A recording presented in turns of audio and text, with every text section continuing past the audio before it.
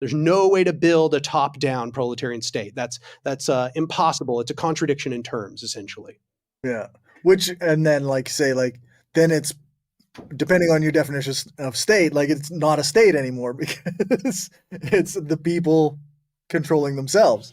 Yes, and that's why anarchists, of course, wouldn't call that a state, right? They'd say that's not really a state. At that point, it has nothing in common with the historical features of the state, like what the state actually is. Once again, the anarchists are describing the state mechanically as what it is, not the kind of imposing these ideological features onto it.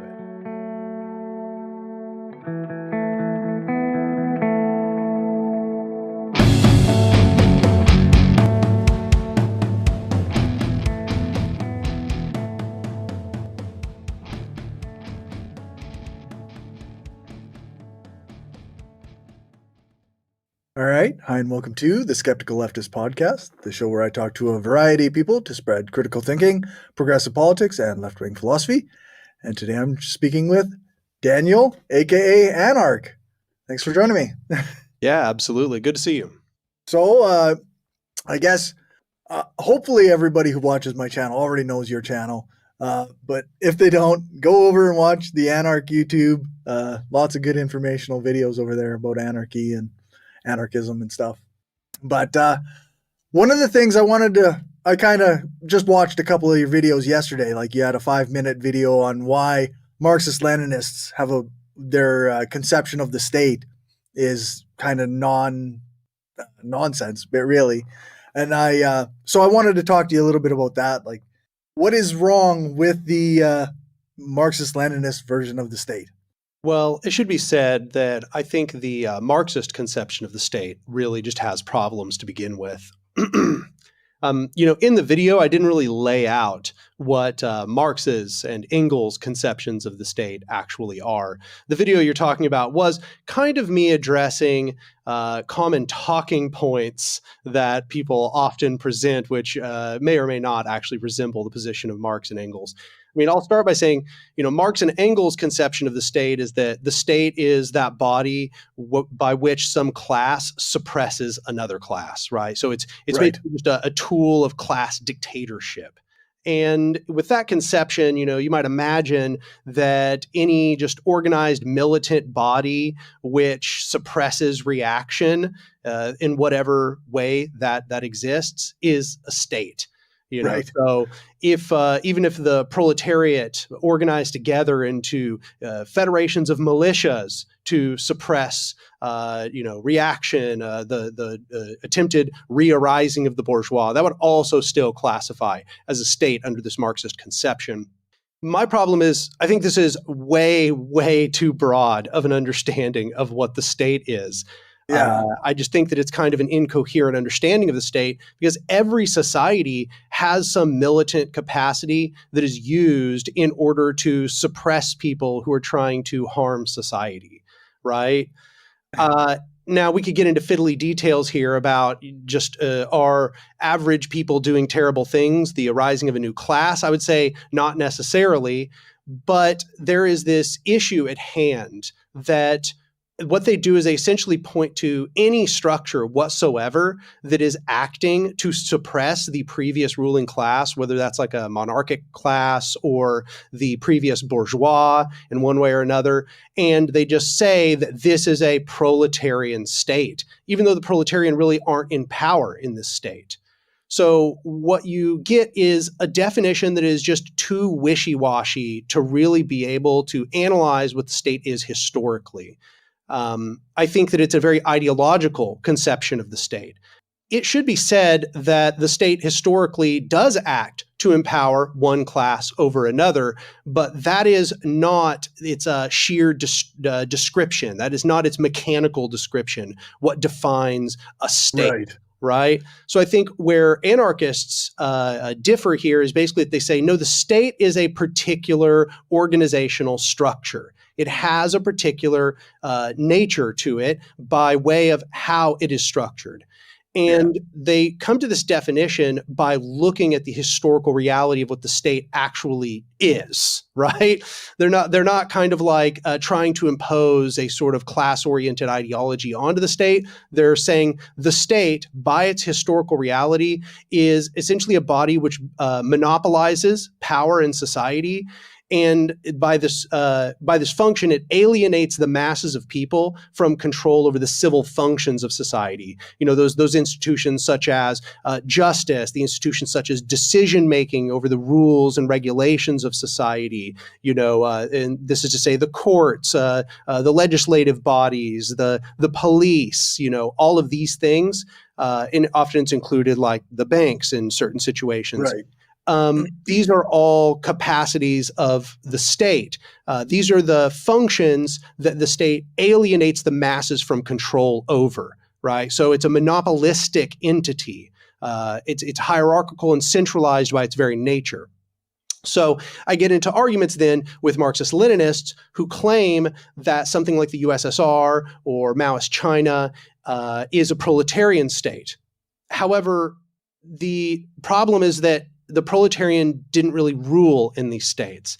Instead, the people who had power in the states that we're noting here are generally just a small group of people in administrative apparatus. So they just do all of these things that we've just discussed, right? They manage legislation, they control the police and the military. They still alienate the people, the masses, from control over society. So the anarchist points out this really isn't empowering the proletarian. So it's in no way, you might say, a proletarian state. Yeah. So I guess after all of this, it kind of circles us back around to if what you think a state is, if your conception of the state is like so vague and broad as to say that, you know, any body of militant control, which, just suppresses some reactionary class as a state, then the only people who have ever actually made a proletarian state in this sense are anarchists and libertarian socialists. Right. Yeah. Because, like you say, like even like the USSR, which was sort of supposedly a proletarian revolution, became its own type of bourgeois state or elitist state. Yeah. I think there's good reason to say that it actually was just a bourgeois state, given that they actually did continue colluding with a lot of the previous business class in the USSR from beforehand.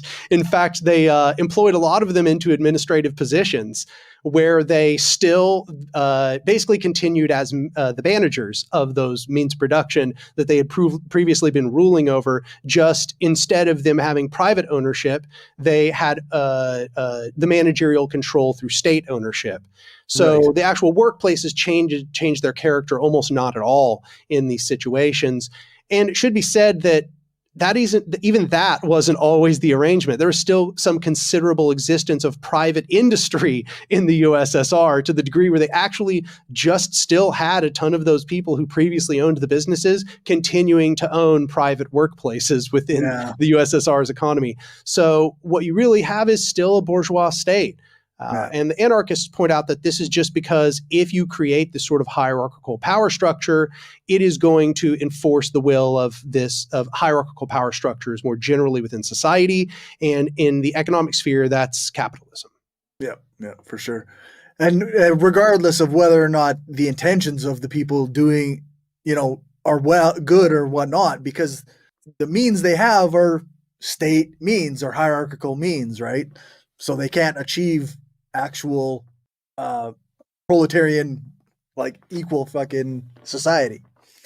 Yeah, the argument of libertarian socialists and anarchists has always been, if you want the people to be empowered, you have to directly empower them, right? Yeah. The people cannot be empowered indirectly, The anarchist and libertarian socialists more generally kind of object to this concept of representation by any given entity, right? There's no party, there's no vanguard, there's no state that can, quote unquote, represent a mass of people. This is sort of a liberal mythology which justifies the structure of the republic. The anarchists and libertarian socialists more generally say that they have to be empowered by having actual decision-making power. That they have to actually be able to make decisions, and then their decisions are implemented. That is power. So if you want a proletarian state, it has to be bottom up. There's no way to build a top-down proletarian state. That's impossible. It's a contradiction in terms, essentially. Yeah. Which, and then then it's, depending on your definition of state, it's not a state anymore because it's the people controlling themselves. Yes, and that's why anarchists, of course, wouldn't call that a state, right? They'd say that's not really a state. At that point, it has nothing in common with the historical features of the state, what the state actually is. Once again, the anarchists are describing the state mechanically as what it is, not the kind of imposing these ideological features onto it. Yeah, rather than like you say, a philosophical concept of the state, we're looking at what was it, what did it do, and how do you describe it in reality? Yes. So this is why often anarchists who really have thought this through and have been through these sort of debates a lot, often point out the anarchists have the materialist analysis of the state, right? They recognize what the state actually is in the real world, not through our ideas about what states are, but just mechanically what they are. And in that capacity, that's why anarchists are anti-state. They're looking at those mechanical features and they're saying those mechanical features cannot be present in a revolution. And if they are, it is the death of the revolution. So here's really the issue then, okay? And so in that video, what I'm actually responding to is not even necessarily that sort of Marxist conception of the state, but there are a lot of authoritarian leftists who then use a more liberal definition of the state, which is just that it's any body of administration that manages the civil affairs of society, right? And then my issue with this is it basically means that you can't have statelessness. It's okay, so what you're saying is every way that humans organize themselves is somehow now a state? Right. Well, that's nonsensical, right? Okay, so you're saying that societies we all would regularly just call stateless, now, because they had coordination in some form of organization, administration, that means they're now states. They had states, which I consider to be another demonstration of the sort of incoherence of this way of looking at it. This is why I hold the anarchist definition of the state. It's the only one that doesn't have these sort of inherent incoherences, that doesn't have these internal contradictions. It points to the features. It says, those are the features. We don't want them. Moving on, right? yeah, that's right. Therefore, we're against states. That's it. Right. It's just not that complicated when you understand what the state actually is, not what we want it to conceptually be, or some state we could imagine might exist in a different world that we don't have, right? Right. Yeah. Yeah. It makes me think of just on Twitter the other day, there's some, I guess they call themselves communists. I don't know exactly what their ideology is, but they're they're talking about small businesses being petty bourgeois, and there's people who are disabled who are selling their Etsy products, and they're like, well, but I'm not petty bourgeois. I'm just a person, a disabled person doing what it takes to get by. And so then you've got this ideological version of what the petty bourgeois is. A small business owner who owns a building, owns property, has employees, conflicting with the reality of people who are working and trying to make ends meet within the only means they have available to them. Yeah. I think that the Marxist class analysis starts from a place that seems really solid, which is it says you are in a particular class by your relation to the means of production. Right? Right. And that's a good starting place. It kind of makes sense, especially when all you're thinking about is just this sort of simple bifurcation where you've got the proletariat and the bourgeois. And it's okay, yeah, we can pretty clearly see this dividing line, right? There are those who only make money through the recirculation of their capital and their ownership of the means of production. And there are those who exchange their labor for a wage and don't have ownership of the means of production, right? This seems like a pretty easy two categories to work out. Right. But then you start to get these weird fiddly things at the boundaries. And this was supposed to be kind of cleared up with the addition of these of the lumpen proletariat and Right. the petite bourgeois, right? The Yeah. lumpen proletariat just basically being the criminal underclass more broadly, the Yeah. unemployed, or the those who can't be employed, who can't exchange their labor for a wage, and the petite bourgeois being those who own a business but are typically still involved in it and don't only make money through the recirculation of their capital. They do own the means of production that they have very presently, but they don't have large enough ownership to have now made money purely through the recirculation of capital. But what we see here is that these boundaries are actually quite a bit more fuzzy than they immediately appear when you first kind of hear the description, right? And I think part of the issue was Marx thought that as the means of production were socialized, which is to say that the means of production were owned by more and more people, this was going to lead to the breakdown of capitalism. However, instead, what we see is that now some people are actually able to just kind of make ends meet, really more like at the scale of a wage laborer, owning kind of small scale means of production. For example, like us as streamers or YouTubers, right? I own my computer, I own the camera, and so on. These are the means of production of the content that goes on this website, right? Or the websites that we upload to. However, I do not just make money off of the recirculation of capital. I'm pretty poor. I'm like literally below the poverty line, okay? Like I'm clearly not doing super well. And I have no employees. I couldn't afford to pay an employee if I wanted to. I'm barely getting by in my own life. So what we see is the socialization of the means of production is taking place, and yet capitalism continues. There was sort of this presumption that, these would take place in step. As the socialization of the means of production took place, capitalism would begin to dissolve for a variety of reasons.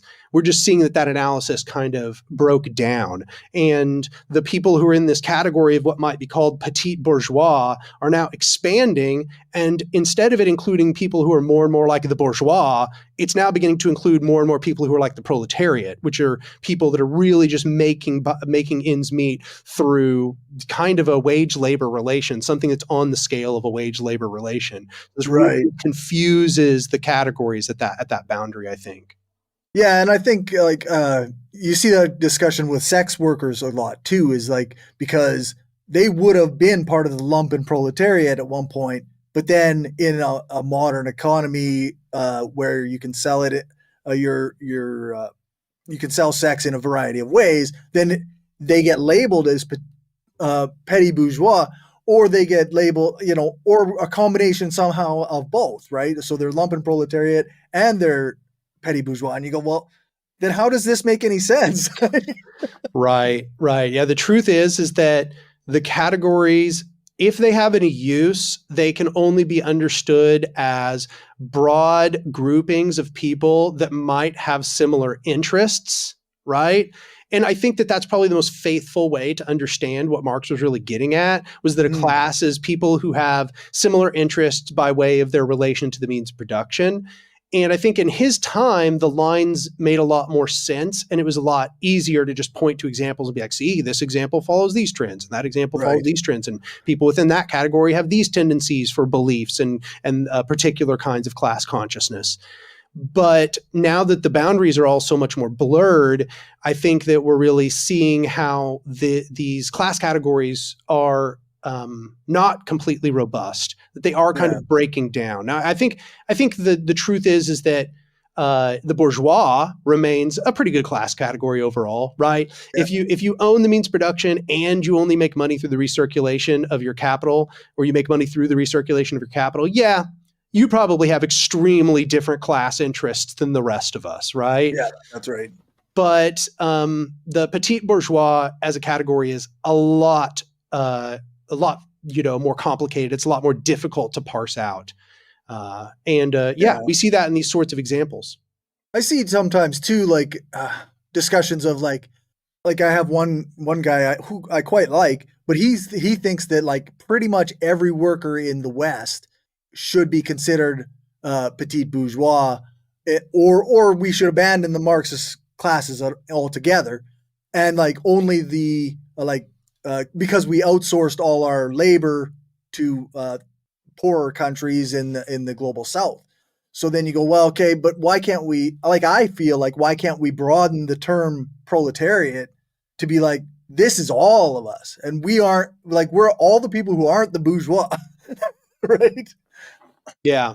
Yeah, well, I think that the motivation for the petit bourgeois being considered as a separate class themselves, it was really meant to describe the sort of middle class and the upper middle class who had begun to engage in business practices. And what they had noticed after quite a few decades of experience with radical struggle was that these people were the most likely people to side with, reaction and fascist Right. insurgencies, and they were the key demographic for fascist Which I suppose insurgencies. we still see, right? Like, Yeah, no, really, it's still the case. That's one of the reasons why I understand that people keep using this classification is that, yeah, absolutely, like your fascist insurgents is like your used car salesmen and your, small yeah, business owners, the people who are right on that border of maybe making it. And so they imagine that one day they may have power within this system. And so they have like a strong impetus to defend the system because they believe they might still continue to move up within it. That being said, we're just seeing that all of these categories are getting really defrayed, diffused, confused, as you say. And, part of the reason why there's also confusions and difficulties in the category we would call proletariat, because part of how they defined the proletariat was these are people who do quote unquote productive labor. Productive right, labor being you make things, okay? Things come out of your labor, right. So Um, then you get Starbucks employees aren't proletariat because they don't produce anything. Precisely, precisely. The Yeah. question then becomes, in my mind, the question would then become, well, what becomes of the proletariat when they automate the vast majority of the economy, right? The proletariat is no longer the masses. Then we're Yeah. just going to have a vast economy of middlemen. So I was just talking with a friend of mine earlier about this, that, the United States is essentially a middleman economy. Right. We've Mhm. outsourced almost all of the means of production, as you just said. And even people who are lowly wage laborers are still just middlemen of a sort. Like if I worked at Best Buy, or when I worked at Best Buy, I didn't produce anything. I wasn't on a Right. factory line making the cameras or whatever. I was a middleman. I was a salesperson on the floor. Right. Yeah. Well, by that old categorization of the proletarian, that's not the proletariat, Right. right? However, retail workers make up an enormous sector of the economy in almost every economy now. So these categories don't work very well, in my opinion. I think they're good overviews to start to Right. understand the ideas, but I think the anarchist power analysis is more robust, which is to say, it doesn't try to only think about classes. It takes classes into consideration, understands that there are indeed class struggles, but it Right. understands the classes as being defined by their ability to control the world, right? The ability Mhm. to enact their will in the world. When I make a decision, what is the possibility that it's actually actualized? And Right. if I contribute my labor to society, but I have low decision making power, I'm on the bottom. And if Yeah. I do very little labor, yet I have very large decision making power, I'm on the top, right? Yeah. And my relation to these facts, how that is or is not distributed, determines my actual class orientation. And I think that's the really robust way to understand what's happening here. Why is a Best Buy worker, even though they don't do any productive labor, part of this proletarian class? If that's how we want to define it, it's fine. Sure. Because they have literally like no power and they sell their labor in exchange for a wage. Yeah. This aspect of productive labor is increasingly meaningless as automation increases. So I don't know. There's just lots of problems just as such. Yeah. And like, like you say, as you get like into more like the business type of business class or what have you, like people who are, they interact with politicians on a more one-on-one level and they have similar income levels, then and they're trading less of their labor. They may work in an office still, but they trade less of their labor for uh, wage. Then yeah, then they are in a different class in the power structure than the Best Buy worker. Yeah, exactly. And what it really comes down to is the anarchist conception just says we're trying to empower the masses. To Yeah, empower the masses, that means we have to disempower people who have enormous leverage and put very, very little in. What we need to do is we need to create distributed power structures so that we don't have these people who are making, vast fortunes for just being middlemen who literally just sit around and profit off of the recirculation of their capital. Because the truth is that, you know, at the end of the day, the people who own the means of production are mostly like just shareholders, right? yeah, That's the people who really own it. A lot of the time, it's not even the CEO, but the CEO is definitely a class enemy, right? Like the CEO is right, almost always the bad guy. They're almost always fighting against you. Yet usually the CEO doesn't have majority ownership, and they do contribute administrative labor sometimes, right? sure, So what we're really looking at is a sort of gradation rather than these strict boundaries by which we can see right, what's really going on. The CEO is clearly not an ally, but they're not an ally, not really necessarily purely by the way of their relation to the means of production, even though that's obviously important, but instead that they just have outsized power to make decisions, which everybody is involved in. So the anarchist just says, cool, well, let's just make power structures where everybody is involved in the decision-making process instead. yeah, for sure. Yeah, yeah, I don't know.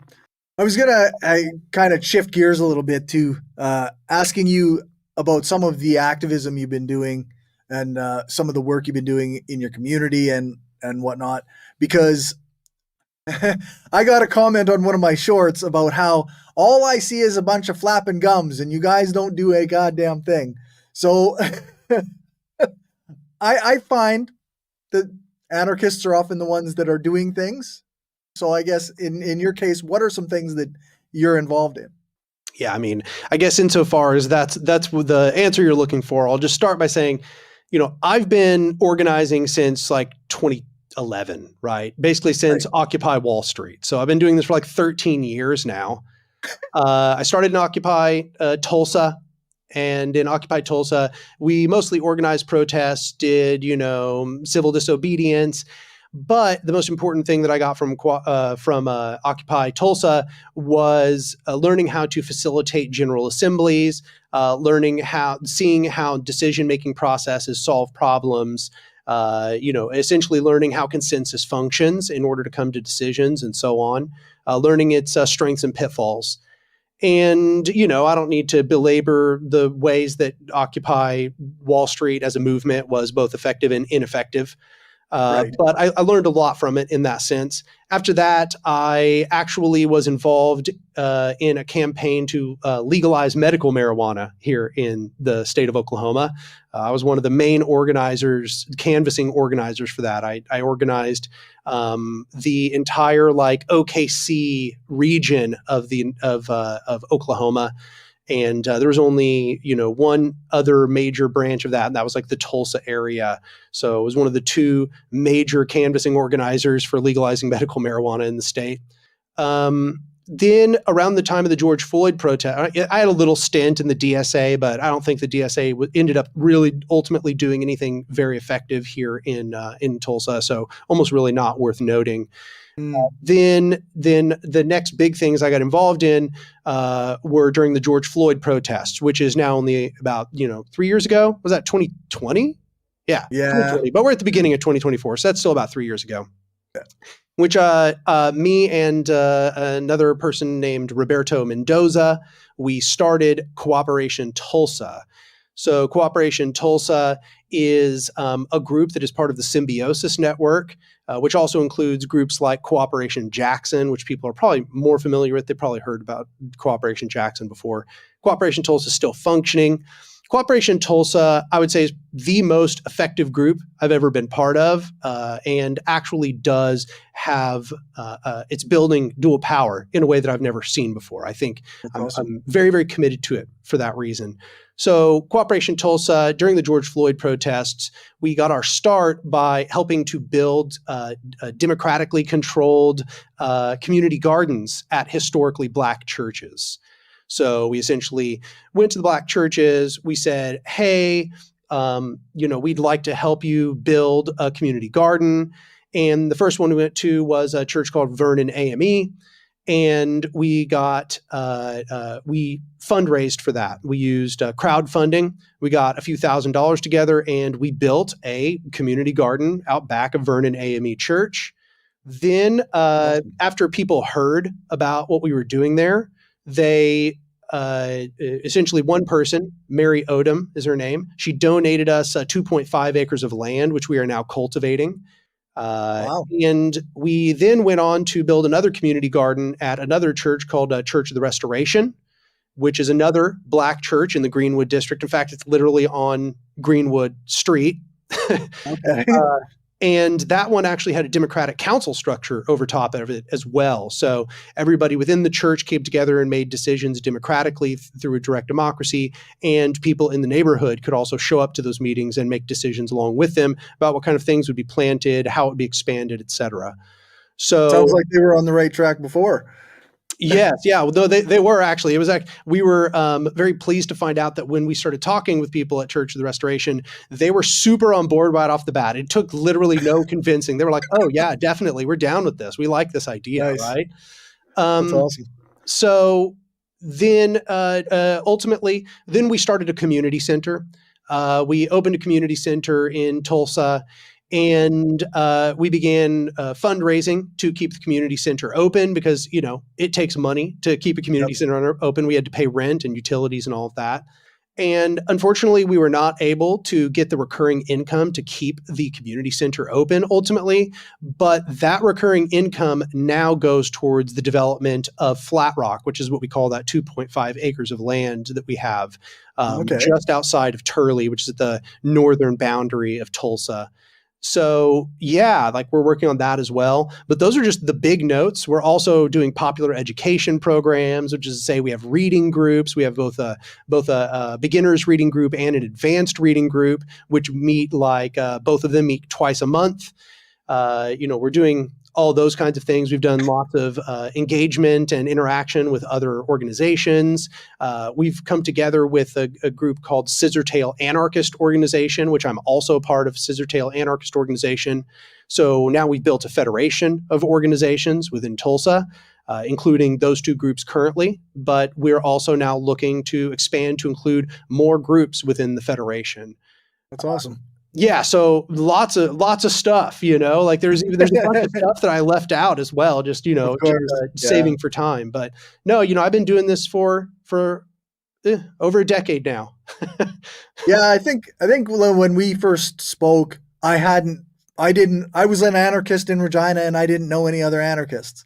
And since then, I've discovered that there's a food distribution group that is anarchist led. There's a variety of, there's up in Saskatoon, there's Food Not Bombs. There's lots of people who are doing they do tours. They walk downtown after dark and give out water bottles, and they have naloxone kits in case people need that. And they do CPR if some people need that. There's they literally are out there doing the work that society is leaving undone. And then I see people having, on my comments talking about how anarchists are just flapping gums and not doing anything. And I'm going except I know people who are doing traumatizing help work because it needs to be done. And they're doing it for free or out of their own pocket. It's not they're doing nothing. So, yeah, I've always found that to be the weirdest criticism, because everywhere I look, it's only anarchists and libertarian socialists doing anything. I look at places where authoritarian leftists are organizing, and it seems like all they are is groups. They've got a party, but they don't. They don't do anything. They just attend protests. That's it. They got lots of people in the party, and they literally do nothing and build no power. and are barely involved in any sort of direct action that actually changes anything. They're not building any dual power. Most of the time, they're not even involved in unionization movements, which is ostensibly what they're supposed to be doing. And they're also ostensibly supposed to be doing parliamentarianism, like entering the electoral system, but they can't get elected either. So it's Right. really, it seems like, throwing stones in glass houses kind of thing on that one. Yeah, not a very complete or comprehensive argument against anarchists. Yeah, it demonstrates that because they don't see it, they think it's not being done, right? Like, Right. Yeah. yeah, yeah. In every city, Yeah. anarchists are the ones doing harm reduction. They're the ones doing mutual aid. In our city, I haven't even mentioned that, there's also groups like SHOTS, which are doing harm reduction. There's Food Not Bombs, which is doing, mutual aid and feeding the homeless and so on. Those things are all being done majority by anarchists and libertarian socialists of various kinds. Yeah, it's all like you say, it's the stuff you don't see. It's the hidden work because it's dealing with the people who need it the most often. Mm-hmm. So then they're the people that don't make it on TV unless there's an uprising or a problem, right? Like, I think there was lots of anarchists involved with the homeless encampments here in our city and helping the people that live there. But you don't hear about the homeless encampments unless there's an overdose. And people use that as a justification for the police to go in and break down the encampment because there was drugs there or whatever. And you go, well, there's lots of work being done, and it's always like the invisible work that doesn't get accounted for. Absolutely. Yeah, because, at the end of the day, anarchists are really trying to help those that are on the bottom. That's part of the ethos of anarchism. We're trying to empower the masses. And we take that seriously. Like, we're not just trying to organize the quote unquote proletarian. The lumpen proletariat, as they're called, are also important. And they need to be, understood as human beings that deserve dignity and need to, they need to be helped. They need to be organized. They themselves need to be re-empowered. And that's thankless work. Yeah, for sure. No, it was just something I'm since we had our initial conversation 2 years ago, I think it was, like, I've had a lot of great experiences meeting people and learning that there are more people who are, at least if they don't identify with anarchism, they're interested in the ideas of anarchism, and they do that work to help people. So it's quite good. Yep. I think that a lot of people underestimate how many anarchists there are because anarchists are very split apart. They're very atomized, right? Yeah. And that's because of the way society functions. This is one of the many reasons why I advocate that we need organizations. We need explicitly anarchist organizations, is because it creates this sort of touchstone where people know how to get plugged in with other anarchists. It coordinates them together. It fights back against that atomization.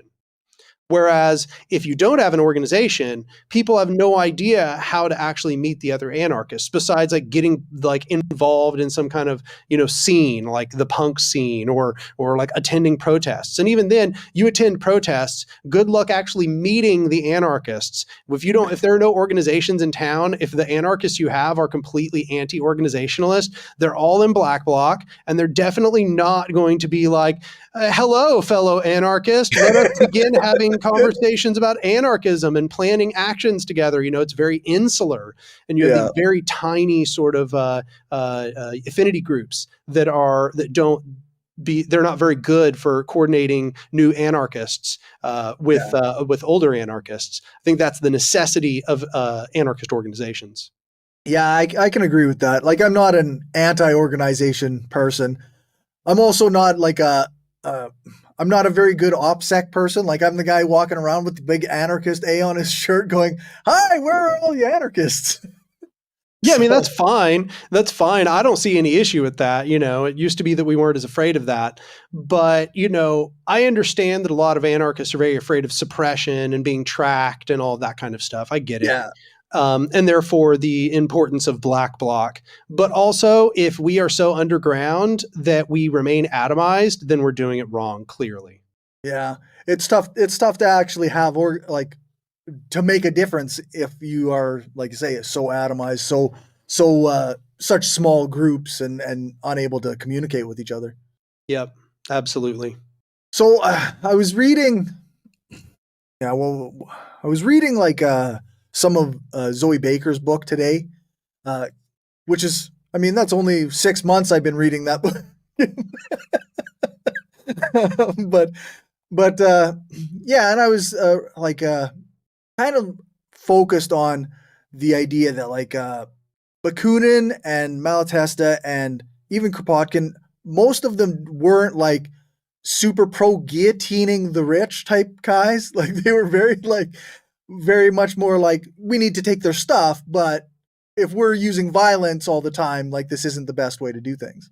Yeah, I mean, first of all, that's a great book. If anybody wants an introduction to the actual history of anarchism as it is, and not as kind of like modern Reddit anarchists think it is, then that's a great book to read. It is an antidote to vulgar Reddit anarchism.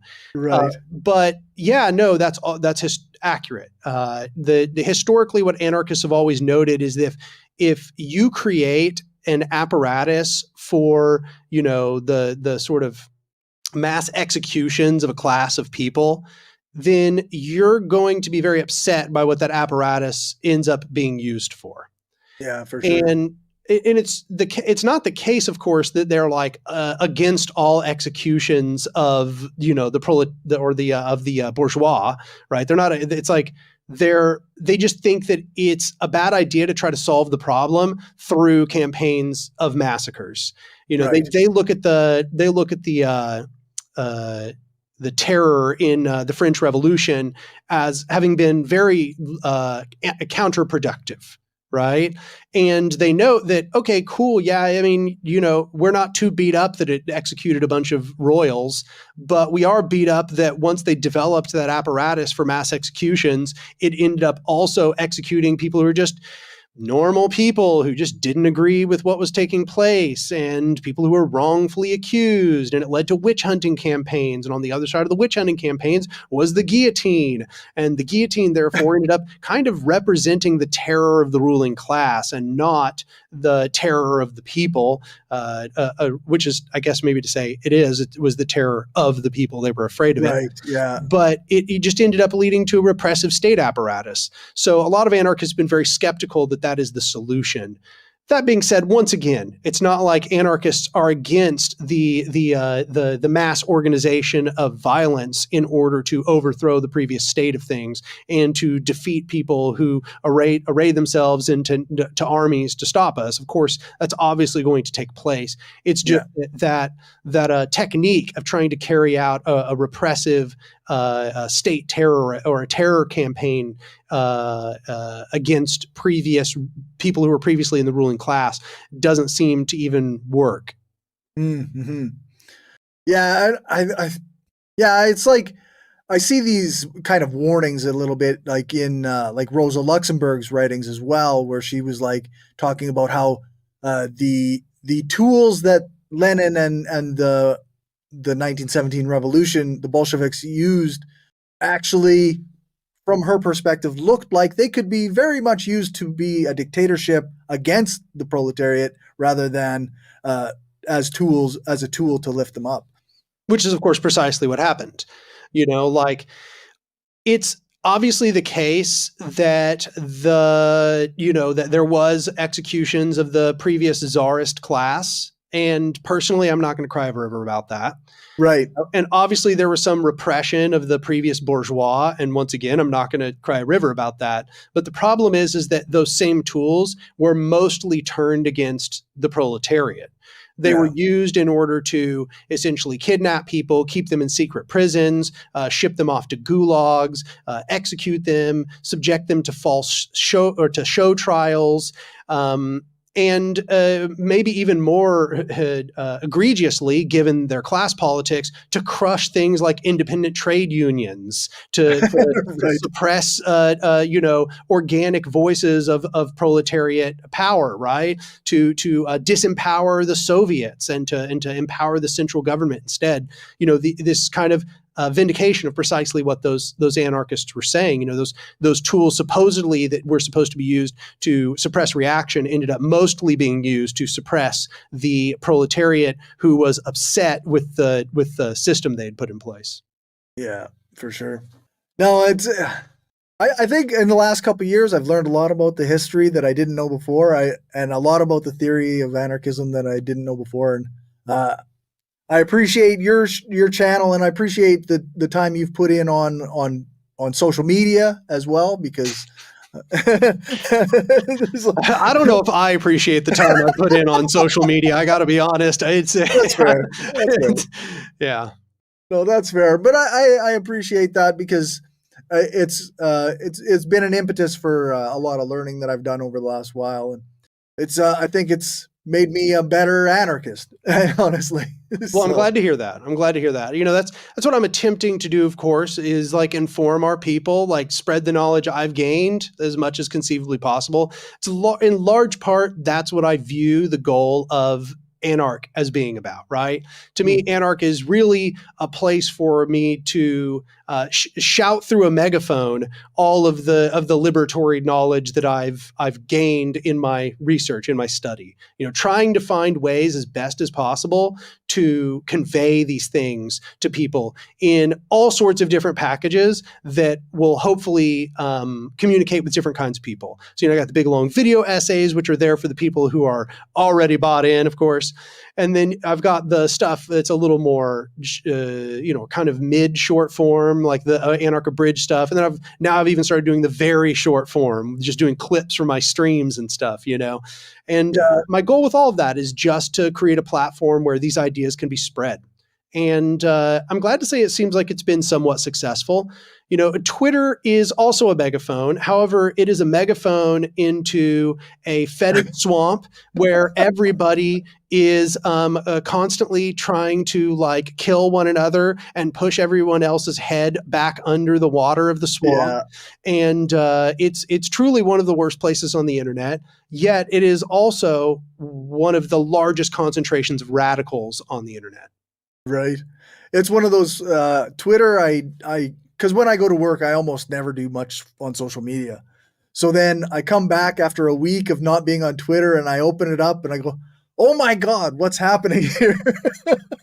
There's always a dumpster fire. Always. The dumpster fire never ends on Twitter. That's its whole thing, and it's cyclic too. And you think to yourself, okay, we already put out this dumpster fire once. We put it out once, or surely that's it. And you give it 8 months. Well, no, we're back around to the same thing, just new participants this time, right? We just got different people all engaged in the same arguments, and it doesn't get resolved. They just all end up in the same angry spiral. And by the end of it, the two sides hate each other and they've mass blocked each other. It's not very productive, unfortunately. No, that's right. Yeah, it's too bad. But especially considering the connection between people like this, over the internet or over some form of social media, could actually have good potential. But it obviously, in the service of capital, it's not useful. I think that the useful part of Twitter is mostly for spectators. For the people not engaged in the discourse, they get to sit back and just be like, I'm going to think about both sides of this argument. They're going to browse the thread and be like, such and such makes a good point, but blah, blah, blah makes a better point. They get to just sit back and discern differences in arguments, but those who are engaged in it, the people that are actually there in the trenches having the arguments, it's not beneficial for them. I know from experience that all it does is, eventually you're going to say something that a person you would consider an ally is upset about. It's impossible to avoid. No matter what, you're going to piss somebody off. And unfortunately, you're not only going to piss off your enemies, you're going to piss off people who agree with you. And I think it's just because Twitter is this place where not only do people just continually say what they think, right, without almost any sort of tactfulness, like zero tactfulness. They just say exactly what they think all the time. But worse than that, it also blows up and gets seen by thousands or tens of thousands or hundreds of thousands of people. So you've also got the situation where you're gonna get somebody who hates that opinion so much that they now hate you. That you are now you are the devil. You are the devil. And there's just so much knee-jerk reactivity. It truly is a cesspit. But it can be, unfortunately, at the same time, an excellent vector for education. So what a terrible conundrum we are in. Yeah, no kidding. Both hoping for its demise and also hoping that it gets better. Right. Yes. So I guess, what do you got coming up on the channel in the future? Well, I am nearing completion of the script for my next massive video essay, which is part 4 of the series I'm doing called A Modern Anarchism. I think last time I talked with you, I was like doing like part 2 of A Modern Anarchism. That's how long the video essays I create take. Okay. They literally take almost a year from beginning to end through the whole production process to produce. But I am nearing completion of the draft for part 4, which will be the final part of A Modern Anarchism. And it will be discussing the topic of organization. So part 1 was essentially the anarchist analysis of the power structures and our current society more than anything, right? How does the current hierarchical system function? And what is the anarchist perspective on that? Kind of introducing modern advancements as well, kind of like new thoughts, new things that people have presented, introduced into that discussion, right? So it's kind of modernizing anarchism, as the title might suggest, right? And then part 2 was me saying, okay, cool, what's the alternative structure? It's titled Anarchy. Okay. And it's basically an analysis of what is anarchy. You know, what is it? What is the contraposition to hierarchical power structures? What are the uniting principles of a horizontal power structure? Why is that desirable? How would that even work, kind of thing, in a broad sense? What are those general principles? Part 3 was like, cool, we talked about how this system sucks. We talked about how a different system would be great, or at least a lot better, right? How do we get from here to there? And so part 3 is titled Revolution. And it's essentially laying out, how do you do a revolution, right? Like, what makes a revolution happen? And I even lay out, I create this sort of flow chart that's like a roadmap of how somebody might carry out revolution given different stages of advancement and different conditions that you're in, sort of laying out how does this all fit into the broader roadmap of how to carry out a revolution. And part 4, once again, is organization. It's like, cool, okay, now we got that all out of the way. How do we actually build these organizations that are vehicles for that transformation? You know, what are the principles of these organizations? You know, what are their pitfalls? What are their strengths? And that introduces even more systems theory, which is essentially, you know, viability theory, the concepts of Stafford Beer and Ashby, and a complexity theory, which was begun in part 2. It kind of now reaches this culmination here in part 4. So that is what I am currently about to be entering production for. And who knows when that'll be released? I'm not committing to a timeline for that. No. However, every single week, I actually release 2 videos. On Fridays, I release a sort of like, either I do a live stream or I do a video that's between 20 to 30 minutes long, which is either a response to previous topics or is an abridged discussion of some topic. And every Monday, I release like a clip or some kind of short, something very short that's, you know, less than 10 minutes. Usually I'm just clipping my live streams and, you know, releasing those. So the channel, I think that's a pretty good summary of what the channel is, where the channel's at. Oh, right on. Yeah, I found a tool on the internet that that clips like your videos into like shorts and stuff. So I've been using that a lot. I mean, everybody kind of hates AI right now, but I'm really loving this tool because I I have no time at all to do that work myself. So, Sure. Yeah, no, show it to me. I'll use it. for sure. Yeah, share it. Yeah, it's pretty handy. Sounds good to me. Yeah, I'll send you a link. There's a paid version, but I think the free version is pretty useful too. All right. Well, sounds good to me. Yeah. So I guess we talked about the channel. We talked about a bunch of other stuff. Where can people find you on the internet? Yeah, well, I mean, first of all, obviously, I suppose you can find me at my YouTube channel, which is Anarch, A-N-A-R-K. If you type it into the search, you'll certainly find it. I'm on Twitter as Anarch YouTube, and, the Twitter following's relatively large. Those are the two main places you can find me. Obviously, if you like my work and you appreciate what I'm doing, as I've described, you can go become a patron at my Patreon, which is patreon.com/anarch. However, I suspect that you're only going to do so if you already know about the channel. So,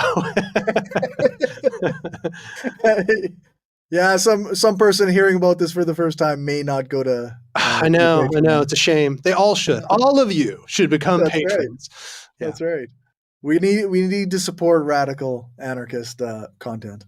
Yeah, but it also helps me organize. It gives me just a little more breathing room, so I have more time to devote to the organizations I'm part of as well. For sure. Yeah, I recently realized that I'm more of a propagandist than I am of like any kind of like. I'm not a debater. I'm not a particularly good activist or organizer because I keep I got other shit on the go, so I keep getting flaking on people. So but I do my show. That's what I can do. So, well, I appreciate it, and I appreciate you having me on. For sure. Thanks so much for joining me. Absolutely. We'll talk soon, my friend. All right, that's all, folks. Thanks for watching and or listening. Remember to share this show with your friends and on the social media site that you use the most. Thank you to everyone who supports this show on Patreon. I really appreciate it, and it helps me keep the internet and the power on. Thanks to my top patrons, Some Random Geek, Damian Marie at Hope, Justin Clark, Dan F. Smith, and Lisa Glass. If you want to contribute, you can do that at patreon.com/skepticalleftist, or you can send a one-time donation to me at buymeacoffee.com/skepticallefty. If you can't contribute financially, then a like on YouTube or a 5-star rating and a review on Apple Podcasts or one of the podcast review sites like Podchaser would be great. If you want to find more from me, then make sure to check out the show notes for links to all my stuff, or check out my website, skepticalleftist.com. That's where you can find all of my social media spaces and communities, or you can also email me at mindofaskepticalleftist@gmail.com. Thanks so much for listening or watching. Make sure to leave a comment on the video or on my website. Join your local org, print off some posters or pamphlets, and spread the propaganda.